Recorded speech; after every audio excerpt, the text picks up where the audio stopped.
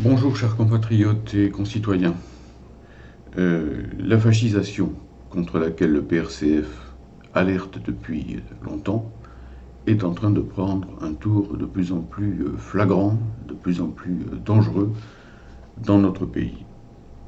Elle subit une véritable accélération et pour une fois je suis d'accord au moins sur ce point avec Benoît Hamon quand il parle de moments pré-fascistes pour notre pays. Il faut être très vigilant sur ce qui est en train de se produire. Sur le plan des libertés, on le voit bien, nous vivons l'heure des manifestations interdites, comme celle de solidarité avec le peuple palestinien qu'a interdite le préfet l'allemand. Nous vivons l'heure des attaques fascisantes contre des cortèges et contre des camionnettes de la CGT, on l'a vu lors du défilé du 1er mai. Nous vivons l'heure d'un empilement, je dirais presque maintenant, non pas annuel, mais bisannuel, voire, hebdomadaire, je dirais presque, des lois liberticides de toutes sortes. Il y en a une par semaine maintenant, si on suit les Darmanin et compagnie. Nous vivons l'heure des policiers qui manifestent en uniforme et en armes sous les fenêtres des tribunaux ou à proximité des lieux de pouvoir à l'appel d'un certain nombre de syndicats d'extrême droite, en réalité. Nous vivons l'heure de généraux qui se permettent, dans les colonnes hebdomadaires d'extrême droite, Valeurs Actuelles, d'afficher leurs intentions anti-républicaines, pour ne pas dire putschistes, pour certains d'entre eux. Nous vivons l'heure, d'une manière générale, de toutes sortes de surenchères d'ordre xénophobe, d'ordre liberticide, dont on a vu le sommet avec le débat entre Marine Le Pen et Darmanin, qui s'est permis de dire à Marine Le Pen qu'elle était trop molle, et dire que c'est des gens comme ça, ces macronistes, que l'on nous a présentés, que la fausse gauche nous a présentés comme un rempart à la fascisation, comme un rempart à l'extrême droite lors du second tour de l'élection présidentielle. Sur le plan populaire aussi, malheureusement, on voit qu'un certain nombre de gens du peuple, on peut les comprendre, sans pour autant partager du tout leur tentation véritablement suicidaire à l'égard des libertés, eh bien, sont tentés par ces idées anti-républicaines, ces idées selon lesquelles il suffirait au fond de mettre en place un régime de force pour régler les problèmes du pays. On voit à quel point de désespoir il a fallu d'ailleurs que ce pays soit plongé pour que des travailleurs, des citoyens, des gens qui, pour beaucoup d'entre eux, votaient à gauche, voire certains communistes à une certaine époque. J'en ai eu encore des témoignages récemment en discutant avec des voisins, des gens qui vivent près de chez moi et qui sont d'anciens électeurs communistes. Eh bien, pour que des gens comme ça en soient venus à de telles conceptions. Donc, le pire serait de continuer pour certains militants progressistes de mégoter sur le mot de fascisation, de se raconter des histoires et de se dire que bon, ce n'est pas la fascisation parce que ça ne prend pas les formes directes des années 30, mais ça ne prend jamais les mêmes formes. Déjà dans les années 30, il y avait des formes fort différentes au fascisme hitlérien, au fascisme italien, au fascisme espagnol et au fascisme français qui triompha sous Pétain pendant l'occupation. Au passage, je dis aux travailleurs qui prétendent, qui se racontent des histoires en disant « nous n'avons jamais essayé l'extrême droite, nous n'avons jamais essayé les lepénistes, essayons-les ». Mais oui, ils ont été essayés. Ces gens-là ont été essayés. C'était l'extrême droite qui était au pouvoir en France à l'époque de Pétain et de Laval, et on a vu que ça a été le pire régime de toute l'histoire de notre pays. Alors, il faut ici, bien entendu, se poser la question de savoir comment combattre, comment conjurer à temps cette tentation fascisante qui menace notre pays. Et pour cela, la première des choses, c'est de comprendre les causes de ce phénomène. Pour nous, militants du PRCF, ces causes ne font pas mystère, ne sont pas mystérieuses. Depuis des années, nous disons que la politique maastrichtienne détruit le pays, détruit notre pays.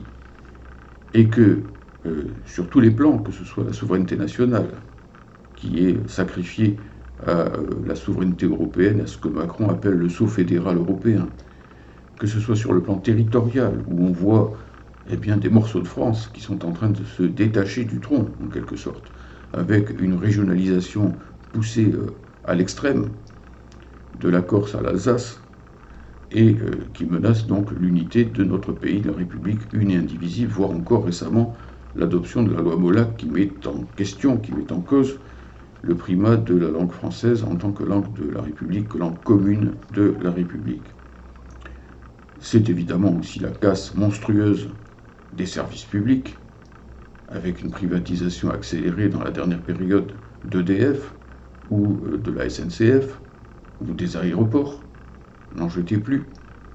C'est la casse monstrueuse de nos acquis sociaux, des conquêtes sociales mises en place par les ministres communistes Ambroise Croizat, Marcel Paul, Maurice Thorez et ainsi de suite à la Libération, comme la sécurité sociale, comme les retraites par répartition, dans la dernière période, comme les indemnités chômage, alors que des tas de gens ne font plus, d'après les statistiques, que 2 repas par jour, et qu'ils auraient plus besoin que jamais des acquis sociaux. Et tout cela, à chaque fois, sous l'égide des directives européennes. C'est elles qui prescrivent à l'échelle du continent la privatisation générale de ce qu'ils appellent impudemment les monopoles publics pour mettre en place des monopoles capitalistes privés, comme Veolia ou Suez. C'est l'Union européenne qui édicte toutes ces lois qui ont, par exemple, prescrit à la France. Il y a eu plus de 60 objurgations qui lui ont été lancées depuis 2010 de réduire ses dépenses de santé avec le désastre que cela a produit à l'occasion de la pandémie.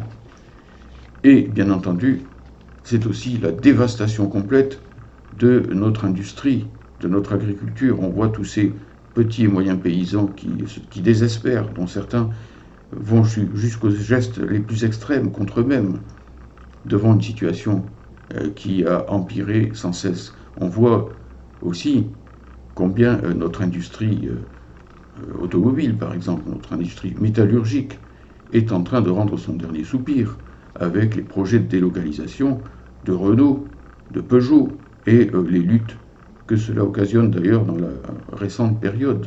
Moi, je vis dans le Pas-de-Calais et je vis notamment l'angoisse que suscite le projet tout simplement de liquidation de notre dernier bastion industriel, la Française de Mécanique, qui produit ou qui produisait des moteurs pour Peugeot et Renault. Bien, les Français vivent tout cela. Ajoutons à cela, ce n'est pas un détail, que l'oligarchie en place est en train tout bonnement de faire une croix sur la langue française et, dans tous les domaines, de lui substituer le tout anglais des traités transatlantiques, avec l'Union européenne, là encore, derrière, qui est en train d'essayer, en plein Brexit, c'est un pur scandale, de faire de l'anglais la seule langue des institutions européennes, c'est déjà la seule langue de travail du parquet européen. Bon, voilà ce que c'est que la construction européenne. La construction européenne que nous ont vendue aussi toute une série de faux gens de gauche et de faux communistes qui ont prétendu que cette machine à détruire les acquis populaires, que cette machine à étrangler les souverainetés nationales, pas seulement celle de la France, mais celle de tous les pays européens, pouvait être orientée dans le sens du progrès. Alors évidemment, quand on est devant une telle situation et qu'en plus, dans les couches populaires, on a le sentiment que la gauche a trahi, que les directions des grands syndicats ne font pas ce qu'il faudrait pour s'opposer à tout cela, et pour cause, elles sont toutes affiliées à la Confédération européenne des syndicats qui est pour Maastricht, pour la construction européenne. Et bien forcément, qu'est-ce qui se passe dans la tête des gens? C'est le désespoir, c'est le désarroi, c'est la désorientation complète, et c'est la tentation de croire qu'un homme ou une femme forte vont remettre de l'ordre dans le pays. Et que, bon, si l'armée prend le pouvoir, eh bien peut-être que les choses iront mieux, que les problèmes d'insécurité, etc., de délinquance et autres seront réglés d'un coup de baguette magique, alors qu'en réalité, bien entendu, dans les situations où la fascisation s'opère, eh bien, c'est là que généralement la pègre, les gangs, la mafia sont les plus contents. Et qu'au contraire, évidemment, ceux qui morflent, passez-moi l'expression, ce sont les militants syndicaux, ce sont les militants populaires, et pour finir, c'est dans son ensemble la classe ouvrière. Voilà, donc euh, nous sommes devant cette situation où l'euro-dislocation du pays et son euro-fascisation, avec à l'arrière-plan la tentative sans cesse par l'Union européenne, par le Parlement européen, par y compris les députés, les eurodéputés socialistes, les eurodéputés verts, d'amalgamer les communistes qui ont été le fer de lance de la lutte antifasciste aux nazis, c'est un pur scandale. Mais quand on fait ça, bien sûr, qu'est-ce qu'on fait? Eh bien, on abaisse les communistes, mais on réhabilite et on banalise les fascistes et les nazis, donc on fait le jeu de l'extrême droite. Eh bien, évidemment, face à tout cela, la question qui se pose, c'est maintenant que faire? Et la première question, c'est d'abord que ne pas faire? Que ne pas faire? Parce que jusqu'ici, on voit bien que toutes ces tentatives de mettre en place, passez-moi l'expression, des fronts républicains complètement bidons face au lepénisme, ça n'a pas marché.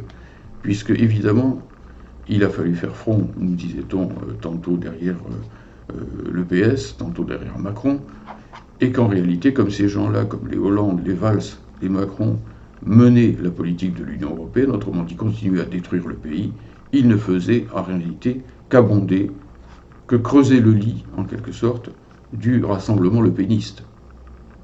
Surtout qu'en plus, évidemment, les Valls et compagnie n'ont cessé de surenchérir, comme je le disais tout à l'heure, sur les propos xénophobes, sur les propos liberticides, et donc finalement ont patiemment creusé le lit du rassemblement lepéniste. On le voit d'ailleurs au fait que, en réalité, le duel que l'on nous annonce entre Macron et Le Pen ne sera en fait qu'un duo, puisque c'est à qui des deux sera le plus liberticide. Alors face à cela, eh bien nous, au PRCF, nous disons qu'il faut éviter les fausses solutions, que par exemple une union de la gauche derrière le Parti socialiste ne donnera rien de bon. Le Parti socialiste, il est tellement discrédité, et à juste titre, dans le peuple, avec tout ce qu'il a fait de mal depuis Mitterrand, depuis Jospin, depuis Hollande, depuis Valls, qu'il n'est plus un partenaire décent pour de véritables patriotes, pour de véritables républicains. Nous proposons au contraire une véritable alternative rouge et populaire, rouge et tricolore.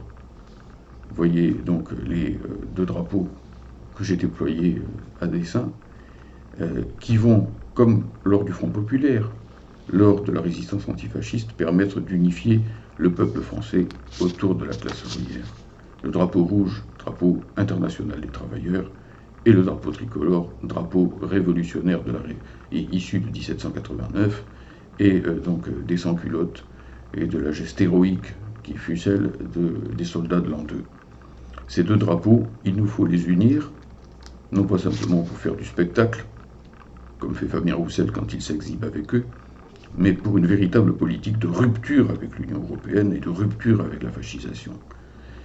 Nous disons, nous, non pas qu'il faut réorienter la France, la politique européenne dans un sens progressiste, c'est totalement impossible. Elle a été bâtie de A à Z pour faire le contraire, et ces traités lui prescrivent une économie de marché ouverte sur le monde, où la concurrence est libre et non faussée. Tout est dit là-dedans, ça veut dire que le néolibéralisme y est obligatoire.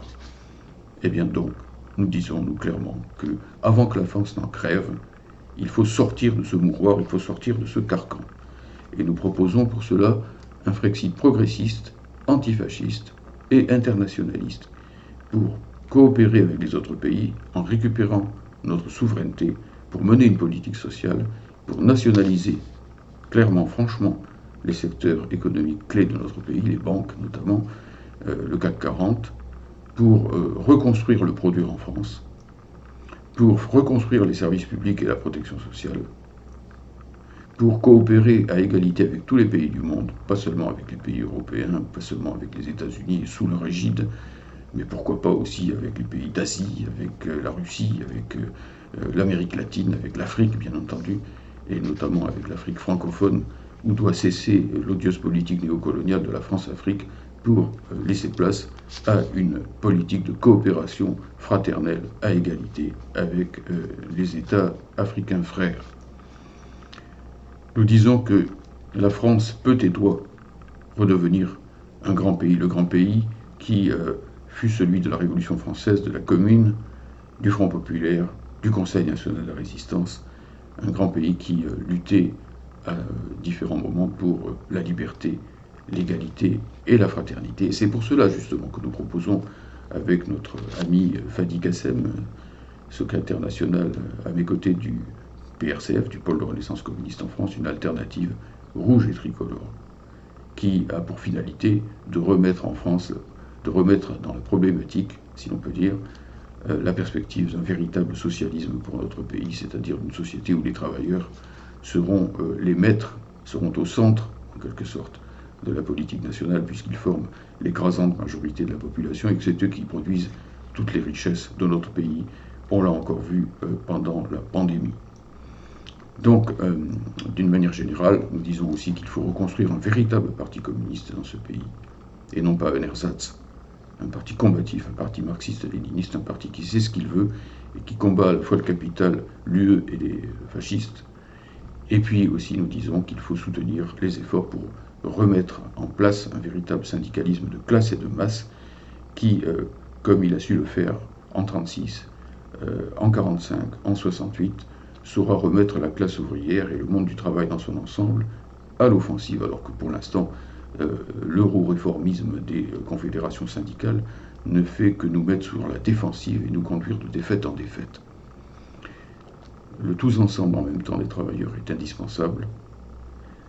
Il est urgent, car s'il n'y a pas de véritable sursaut ouvrier, populaire et républicain, eh bien effectivement, la fascisation peut nous prendre de court, et ce serait terrible, car que le grand pays de la Révolution française que fut la France donne le triste exemple à l'échelle mondiale du racisme, de la xénophobie, des lois liberticides, ce serait un coup terrible non seulement pour nous, peuple français, ça nous déshonorerait, ça mettrait un point final à notre histoire, mais ce serait aussi un élément de désespoir pour les travailleurs et pour les progressistes du monde entier. Par conséquent, il est temps, retroussons les manches, affrontons la fascisation, affrontons l'euro-dislocation de la France, appelons au Frexit progressiste, travaillons à une alternative rouge et tricolore pour notre pays. Merci de votre attention. Merci. Il est temps pour tous de notre engagement.